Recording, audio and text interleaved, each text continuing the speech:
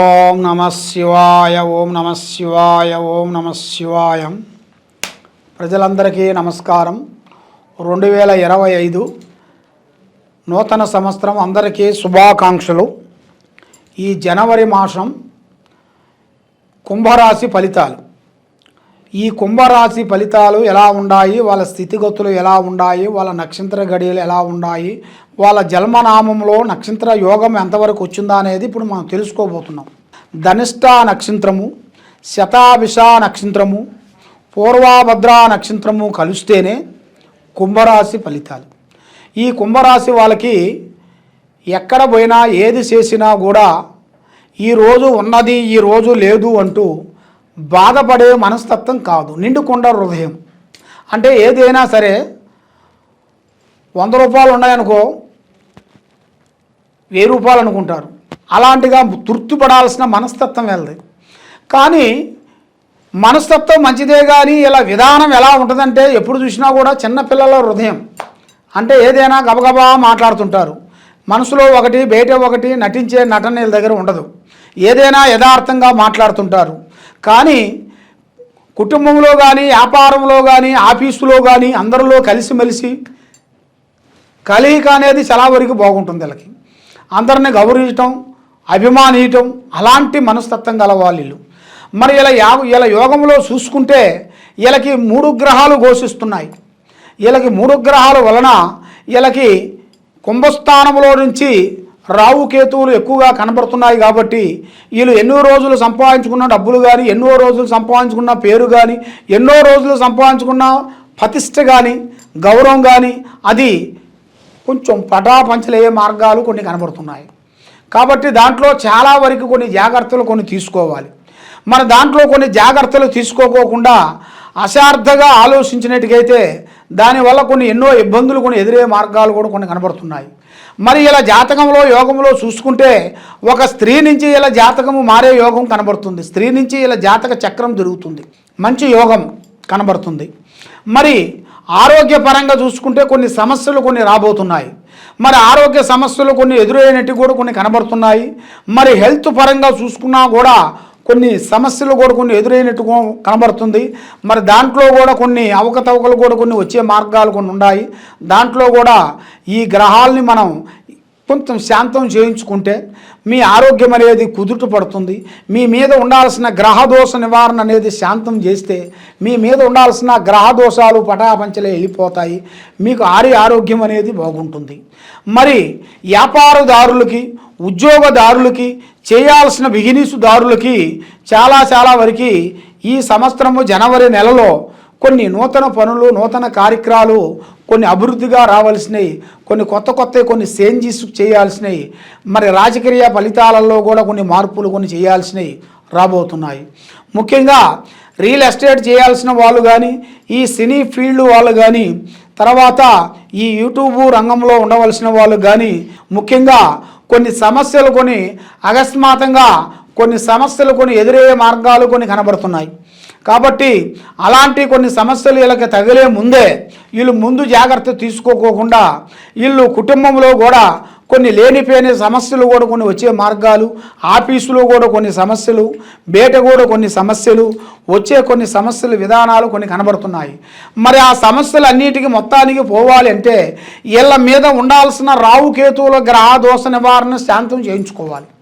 ఈ రావుకేతువులకి శాంతం చేయించుకుంటే వీళ్ళ మీద ఎలాంటి దోషాలు కానీ, ఎలాంటి ఇబ్బందులు కానీ అనేది ఉండదు. మరి వీళ్ళకి బంధుమిత్రులతో ఇప్పుడు ఈ సంకురాత్రి శుభాకాంక్షలు, అందరికీ సంకురాత్రి శుభాకాంక్షలు. మరి ఈ సంకురాత్రికి వీళ్ళు మంచి శుభవార్త వినబోతున్నారు. ఈ శుభవార్తలు అనేది వీళ్ళ జాతక యోగంలో చూసుకుంటే అది మార్చి దాకా ఉంది. మార్చి దాకా అన్ని శుభాలు ఉన్నాయి. మళ్ళీ మార్చి దాటిన తర్వాత వీళ్ళ జాతకంలో కొన్ని గ్రహాలు కొన్ని ఎదురయ్యే మార్గాలు కనబడుతున్నాయి. మరి ఆ గ్రహాలు ఎదురైన కానించి కొన్ని సమస్యలు కొన్ని ఎదురయ్యి మనశ్శాంతి లేకోకుండా మానసికంగా కొన్ని ఇబ్బందులు అయ్యే మార్గాలు కొన్ని కనబడుతున్నాయి. దాంట్లో కొన్ని జాగ్రత్తలు కొన్ని తీసుకునేట్టుగైతే ఈ కుంభరాశి వాళ్ళకి ఎక్కడికి పోయినా కూడా మంచి శుభ ఫలితాలు పొందే యోగం కనబడుతుంది. కాబట్టి ఇప్పుడు వీళ్ళు ఏ కార్యక్రమం చేయాలనుకున్నా కూడా మనసులో ఉన్నది ఒకటి బయట ఒకటి నటించేది తెలవదు, ఏదైనా యథార్థంగా మాట్లాడుతుంటారు. వాస్తవం కొబ్బరికాయ పగలగొట్టినట్టుగా మాట్లాడుతుంటారు. అది ఉండదు ఉన్నట్టుగా చెప్పిన దానివల్ల వీళ్ళకి బంధుమిత్రులతో కానీ మనకి శత్రువులతో కానీ లేదు స్నేహితుల నుంచి కానీ కొన్ని లేనిపోని కొన్ని సమస్యలు కొన్ని పెట్టాలని ఇలా జాతకంలో కొన్ని కనబడుతున్నాయి. మీరు ఆ విషయాలలో కొంత జాగ్రత్త పడాలి. మీరు ఆ జాగ్రత్త మీరు పడుకోకుండా ఉండేటికైతే చాలా వరకు మీరు కొంచెం ఇబ్బందుల మార్గాలు కొన్ని కనబడుతున్నాయి. మరి ఈ జాతకంలో ఉండవలసిన వాళ్ళకి ముఖ్యంగా భార్యాభర్తల బంధంలో కొంచెం సమస్యలు అనేది ఎదురయ్యేట్టుగా కొన్ని కనబడుతున్నాయి. దాంట్లో కూడా కొన్ని జాగ్రత్తలు కొన్ని తీసుకోవాలి. మరి దాంతోపాటు ముఖ్యంగా వీళ్ళకి విదేశాల ప్రయాణాలు కొన్ని కనబడుతున్నాయి. విదేశాల ప్రయాణాలలో కొన్ని పెద్ద పెద్ద కార్యక్రమాలు ఉద్యోగ పరంగా కానీ విద్యగీష పరంగా కానీ చదువు పరంగా కానీ వెళ్ళి అక్కడ కొంత ఉద్యోగం విషయాలు కానీ కొన్ని వ్యాపార విషయాలు కానీ పూర్తి చేసుకొని ఒక స్టాండర్డ్గా నిలబడాల్సిన యోగం అనేది ఈ కుంభరాశి వాళ్ళకి చాలామందికి కనబడుతుంది. మరి ఈ జనవరిలో నూతన సంవత్సరం ఈ జనవరి మాసమున కొన్ని కార్యక్రమాలు కొన్ని 50% మీకు అనుకూలంగా లేదు. ఒక 50% బాగుంటే 50% అనేది మీకు ఇబ్బందులు కనబడుతున్నాయి. మరి ఆ 50% కూడా మీకు కరెక్ట్గా కావాలి అంటే మీ మీద ఉండాల్సిన దోషాలను మీరు శాంతం చేయించుకుంటే మీ మీద ఉండాల్సిన దరిద్ర దోష నివారణ అనేది వెళ్ళిపోతుంది. ఆరోగ్యాలు బాగుంటాయి, మనశ్శాంతి కలుగుతుంది.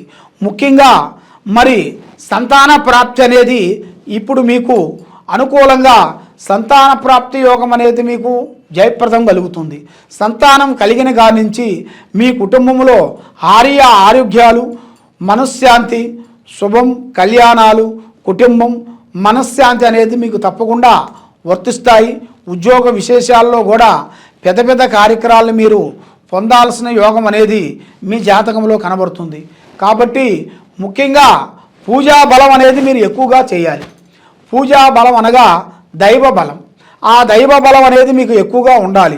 మరి ఆ దైవ బలం ఉండాలంటే మీరు వారానికి కరెక్ట్గా ఒక 5 దేవుడు గుళ్ళు దగ్గరికి వెళ్ళాలి. ఫస్ట్ వెంకటరమణ గుడికి వెళ్ళాలి.